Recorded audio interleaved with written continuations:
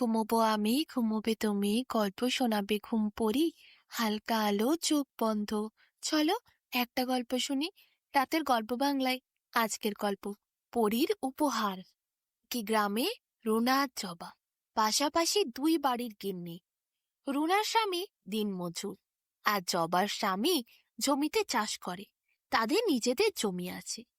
রুনার সংসারের অভাব, কিন্তু জবার সংসার সব দিক থেকে পরিপূর্ণ।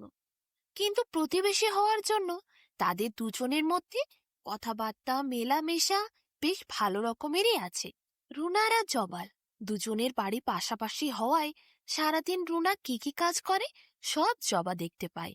আবার জবা কি করছে সেটিও রুনা দেখতে পায়। দুজনে একসাথে উঠোনে বসে কত গল্প করে। গল্প করতে করতে জবা কিছু কিছু সময় রুনাকে একটু ঠেস মেরে কথাও বলে। কারণ জবা রুনার চেয়ে অনেক সুন্দরী দেখতে। রুনার সেরকম রূপ নেই, তার স্বামী দিনমজুর, রোজগার পাতিও কম। এদিকে জবা দেখতে অনেক সুন্দরী, তার স্বামী নিজের জমি আছে, সেখানে সে নিজে চাষ করে ফসল ফলিয়ে রোজগার করে, তাই টাকা পয়সাও তাদের রুনাদের থেকে অনেক বেশি। তবে জবা মাঝে মধ্যে ঠেস মেরে কথা বললেও বন্ধুত্বপূর্ণ ভাব দেখায়, তাই জন্য রুনাও তার সাথে কথা বলে। প্রতিবেশীর সাথে ঝগড়া করে কি লাভ, তাই সে বন্ধুত্ব ভাবটা এখনো রেখে দিয়েছে। রুনা আর জবা দুজনেই দুই বাড়ির গিন্নি। স্বামীরা যখন সকাল সকাল কাজে বেরোয়, দুজনে সারা দিন কাজ করে, বসে একসাথে কত গল্প করে। তবে একদিন কি বেশ হলো, হঠাৎ করে জবা রান্না করেছিল একটু পোলাও। সেই পোলাও খেতে কি সুন্দর, সুবাস চারিদিকে ছড়িয়ে গেছে। জবা এক বাটি পোলাও এনে উঠোনে দাঁড়িয়ে জোরে জোরে রুনাকে ডাক দিল।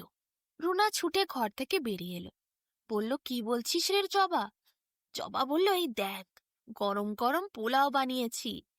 এক বাটি পোলাও, মিষ্টি স্বাদ, কি সুন্দর খেতে। রুনা বলল, হ্যাঁ, সুবাস চারিদিকে ছড়িয়ে পড়েছে, দারুণ রান্না হয়েছে বল। জবা বলল, তা আর কি বলবো, দেখ আমি খেয়ে দেখাচ্ছি। চেটে পুটে জবা খেতে লাগলো। রুনা অবশ্য একটি কথাও বলেনি, ভেবেছিল হয়তো জবা তাকে একটু দেবে বলে ডাকছে। কিন্তু জবা শুধু তাকে দেখিয়ে দেখিয়ে খাওয়ার জন্য ডাকলো। সেখানে দাঁড়িয়ে দাঁড়িয়ে জবা চেটিয়ে পুটে পোলাওটি খেতে লাগলো, রুনাকে দেখিয়ে দেখিয়ে। এ আবার কেমন স্বভাব? যদি দেওয়ার নাই থাকে তাহলে ডেকে দেখানোর কি মানে? এইভাবে মানুষকে কষ্ট দিয়ে কি কেউ শান্তি পায়? কতদিন হলো রুনাদের কপালে ভালো খাবার জোটেনি, তার উপরে এত সুন্দর রান্নার গন্ধ, মন তো চায় একটু খেতে। জবা সেই সুযোগ বুঝে রুনাকে ইচ্ছে করে দেখিয়ে দেখিয়ে খেতে লাগলো। রুনা খুবই সহ্য করে, তাই সে একটিও কথা বলল না। রুনা চুপচাপ তাকিয়ে রইল। জবার খাওয়া শেষ হলো।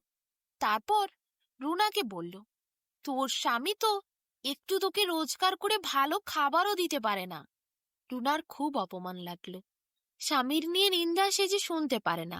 সারাদিন কত পরিশ্রম করে স্বামী দুমুঠো চালের ব্যবস্থা করে, তাই জন্যই তো পেট চলছে। আবার স্বামীর নিন্দা শুনবে সে কোন মুখে?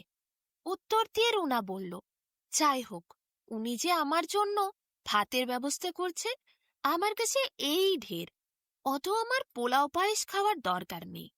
জবা প্রচন্ড রেগে গিয়ে বলল, দরকার নেই আবার কি? জুটবে না জুটবে না, তোদের কপালে নেই, জোটাতে পারবে না তোর স্বামী, সেটাই বল। রুনা বলল, না জুটলে না জুটবে, দরকার নেই আমার পায়েস পোলাওয়ের। আমার স্বামীর পরিশ্রম করে সৎ পথে রোজগার করে আনা টাকায় ভাত খেয়ে আমি অনেক শান্তি পাই। খুব জ্বলে গেল জবা, বলল, তুই কি বলতে চাইছিস? আমার স্বামী পরিশ্রম করে আনে না? রুনা বলল, তা কেন বলবো আমি?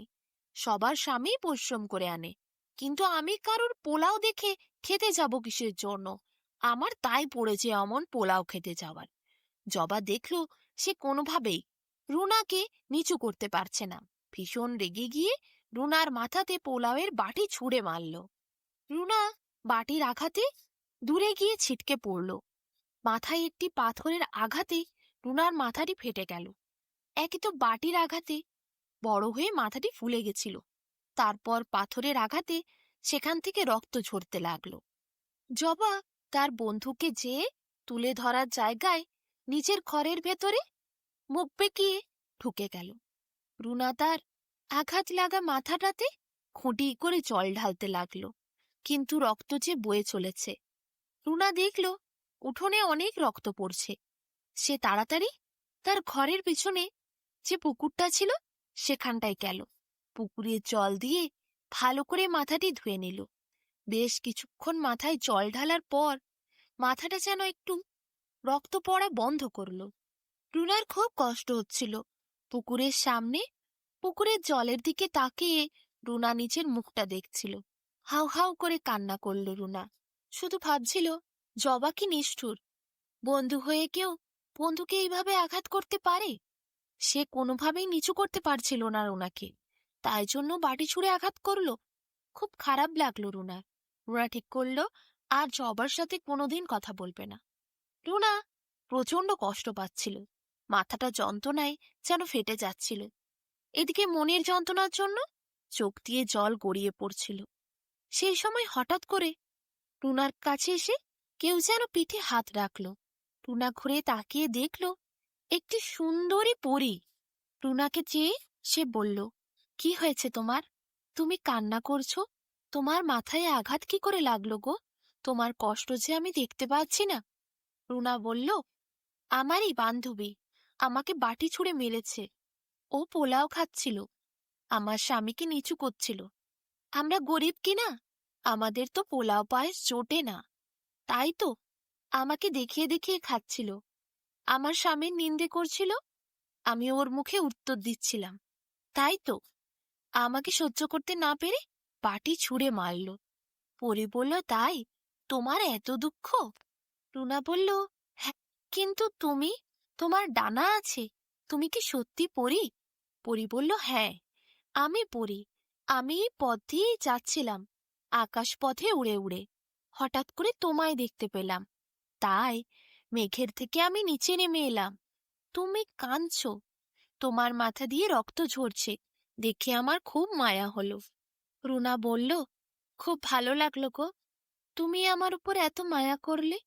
আমাদের পৃথিবীতে মায়া, দয়া, ভালোবাসা সব যেন হারিয়ে যাচ্ছে জানো। পরি বলল, তা ঠিক বলেছ। আমাদের আকাশের ওপরে পরিরাজ্যে সবাই খুব ভালো, কারোর মনে হিংসে নেই, কেউ কাউকে আঘাত করে না, সবাই সুখে শান্তিতে থাকে। রুনা পরীর দিকে একটি মিষ্টি হাসি দিল। পরি বলল, তোমার কষ্ট যদি আমি একটু দূর করতে পারি আমার ভালো লাগবে। তুমি কি আমার দেওয়া কোনো উপহার নেবে? রুনা বলল, নেব না কেন? তুমি যদি আমাকে ভালোবেসে দাও আমি অবশ্যই নেব। আমাকে যে যা ভালোবেসে দেয় আমি তাই নিই জানো। পরি তারপর একটি সুন্দর কলসি হাতে দিল রুনার। ছোট্ট কলসিটি। কলসিটি নিয়ে রুনা বলল, এই কলসিটি খুব ভালো হয়েছে। আমি প্রতিদিন পুকুর থেকে জল নিয়ে যাব কলসি করে ভরে, আমার অনেক কাজ লাগবে। পরি হেসে বলল, না গো রুনা, এই কলসি জল ভরার জন্য নয়। এই কলসি তুমি প্রতি মাসে পূর্ণিমার সময় উল্টে ধরবে, ঠিক পূর্ণিমার মধ্যরাতে। তখনই তুমি দেখতে পাবে কলসির মুখের থেকে মণি পড়ছে, মুক্ত পড়ছে, হিরে পড়ছে। তবে হ্যাঁ, শুধু পূর্ণিমার দিনই এই কলসি উল্টোলে হিরে, মুক্ত, মানিক পাওয়া যাবে, অন্যদিন কিন্তু পাওয়া যাবে না। আর আমি এই কলসি তোমায় উপহার দিলাম, বরদান দিলাম। তুমি ছাড়া এই কলসি কোনো দিন কেউ ব্যবহার করতে পারবে না। তুমি যতদিন বেঁচে থাকবে শুধু ততদিন এই কলসি ব্যবহার করতে পারবে। তোমার মৃত্যুর পর এই কলসি আবার আমার কাছে ফিরে আসবে। অন্য কোনো মানুষ যে এর যোগ্য নয় সে কিন্তু ব্যবহার করতে পারবে না। এই উপহার আমি শুধু তোমায় দিলাম, তুমি ছাড়া এই উপহারের ব্যবহার কেউ করতে পারবে না। রুনা শুনে খুব অবাক হলো, পরীকে ধন্যবাদ জানালো। রুনা কলসিটি নিয়ে বাড়ি ফিরে এলো। পরীও আকাশে উড়ে গেল। তারপর বিকেলবেলা কাজ থেকে যখন রুনার স্বামী বাড়ি ফিরল তখন রুনা তাকে সব কথা বলল। জবা কি কি করেছিল, কেন সে পুকুরে গেছিল, পুকুরে তার কিভাবে পরীর সাথে দেখা হলো, আর এই কলসি কিভাবে পরী তাকে দিল, সব কথা তার স্বামীকে বলল। রুনার স্বামী বলল, তাহলে শোনো, পূর্ণিমার দিন পর্যন্ত আমরা অপেক্ষা করি। পূর্ণিমার দিন মধ্যরাতে তুমি অবশ্যই এই কলসি উল্টে দেখবে। সেই দিন থেকে জবার সাথে রুনা আর কোনো কথা বলেনি। দেখতে দেখতে পূর্ণিমার দিন এলো। মধ্যরাতে রুনা তার স্বামীর সাথে দরজা জানলা সব বন্ধ করে ঘরের মধ্যে হাতে কলসি নিয়ে উল্টে দিল। অমনি কলসির থেকে সত্যি সত্যি হিরে মানিক মুক্তো কত কিছু গড়িয়ে পড়তে শুরু করলো। ভর্তি হলো রুনার আঁচল। রুনা তো দেখে অবাক হলো। সত্যি, পরী যে উপহার তাকে দিয়ে গেছে তা তাদের জীবন পাল্টে দেবে। রুনা তাড়াতাড়ি করে কলসিটিকে সুন্দর করে আলমারির মধ্যে রেখে দিল। রুনার আঁচল তখন সোনা রূপা মণি মানিক্যে পরিপূর্ণ। রুনার স্বামী এসব দেখে চমকে গেছে। পরের দিন সকালবেলা রুনার স্বামী কিছু মণিমাণিক্য নিয়ে গিয়ে বাজারে বিক্রি করলো। বেশ ভালো পয়সা পেল। এরপর রুনার স্বামী একটি সুন্দর বড় বাড়ি বানালো। জবার বাড়ি সেই বাড়ির তুলনায় অতি নগণ্য। রুনার ঘরে এখন কত দাস দাসী লোকজন। রুনা এখন জমিদার গিন্নি হয়েছে। গ্রামের জমিদার বাবু হয়ে গেছে রুনার বর। জবা আর মুখ উঠিয়ে রুনার সাথে কোনো কথা বলার সাহস দেখায়নি। সেদিনের ব্যবহার রুনা আজও মনে রেখেছে। রুনা আর তার স্বামী অবশ্য সেই কলসিটির অপব্যবহার করেনি। তাদের খুব প্রয়োজন না লাগলে তারা সেই কলসি উল্টিয়ে মণিমুক্ত পূর্ণিমার রাতে নেয় না। যতটা তারা নিয়েছিল সেটা তারা ব্যবহার করে ঘরবাড়ি বানিয়েছে। তারপর রুনার স্বামী পরিশ্রম করে কাজ করে পয়সা অর্জন করেছে, আর সেই পয়সাতেই সুন্দর করে নিজের কাজ গুছিয়ে ব্যবসা করতে শিখেছে। গ্রামের অনেক গরিব লোকেদের জমি জায়গাও তারা কিনে দিয়েছে। অনেক শিশুকে লেখাপড়ার ব্যবস্থা করে দিয়েছে। রুনা তার স্বামী এখন খুব সুখে শান্তিতে থাকে। পরীর দেয়া উপহার তাদের জন্য আশীর্বাদ হয়েছে।